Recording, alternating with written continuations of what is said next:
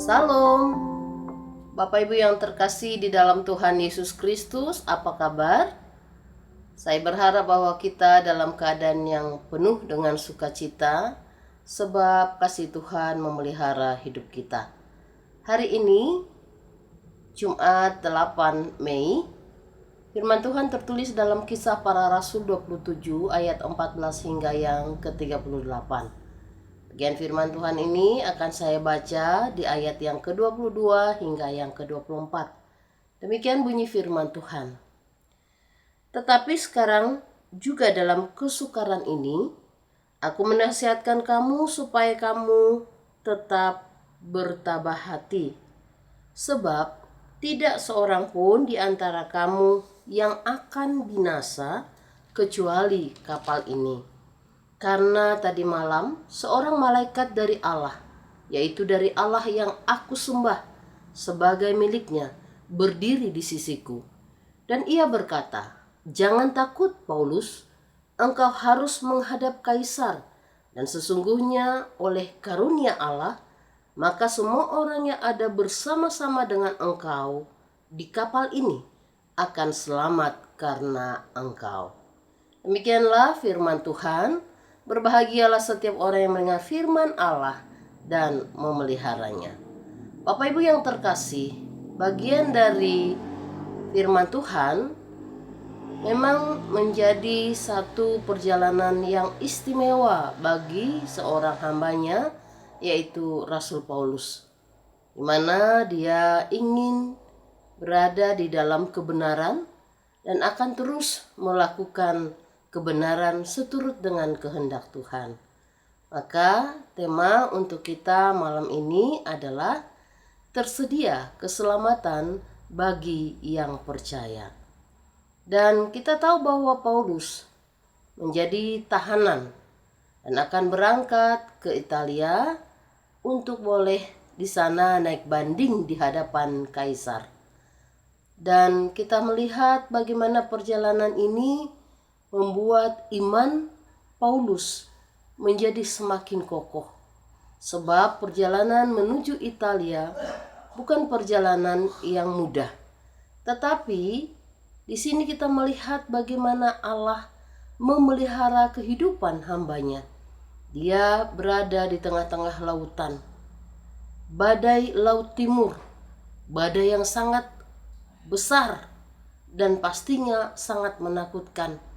Sebab berhari-hari lamanya mereka diombang-ambingkan lautan. Mereka tidak dapat berbuat apa-apa sebab memang begitu besar badai itu. Bapak Ibu, terlihat di sini bagaimana sesungguhnya Rasul Paulus, hamba yang dikasihi oleh Allah, telah memberitahukan kepada perwira Julius yang boleh mendampingi dia, mengawal dia bersama tahanan lainnya, yang dikatakan di ayat ini mereka berjumlah 276 jiwa. Bayangkan Bapak Ibu, mereka berada dalam kapal dan tahanan cukup banyak dikawal. Dan Rasul Paulus memang sudah mengingatkan mereka untuk tidak melanjutkan perjalanan melalui laut itu. Artinya sesungguhnya menunggu dulu hingga kondisi laut menjadi lebih tenang atau lebih aman. Tetapi perwira Julius yang mengawal Rasul Paulus dan tahanan lainnya ternyata lebih percaya kepada nahkoda kapal. Nah, karena itulah mereka berada dalam situasi yang sekarang di tengah-tengah lautan. Dari mana akan datang pertolongan? Bapak Ibu, Tuhan setia. Allah adalah Allah yang dapat dipercaya. Setiap kehidupan ada gelombang. Mungkin ada yang riak-riaknya kecil saja, tetapi ada juga gelombang yang besar. Dan kita melihat bagaimana Rasul Paulus percaya Tuhan ada dan benar. Ketika itu Tuhan Yesus berkata kepadanya, "Jangan takut Paulus, engkau harus menghadap kaisar dan sesungguhnya oleh karunia Allah, maka semua orang yang ada bersama-sama dengan engkau di kapal ini akan selamat karena engkau. Luar biasa, janji Tuhan tersedia bagi mereka yang percaya. Janji ini pun tersedia bagi kita Bapak Ibu Saudara, karena Allah adalah yang pengatur kehidupan kita. Allah yang boleh membawa kita di dalam pengharapan yang sungguh. Sebab kita tahu gelombang kehidupan seringkali membawa kita mungkin berada di dalam keputusasaan, berada di dalam harapan yang semakin menipis, atau mungkin kita sudah mengatakan, terserahlah, saya tidak bisa lagi berbuat apa-apa. Bapak Ibu, kita punya penolong. Dia Allah yang setia.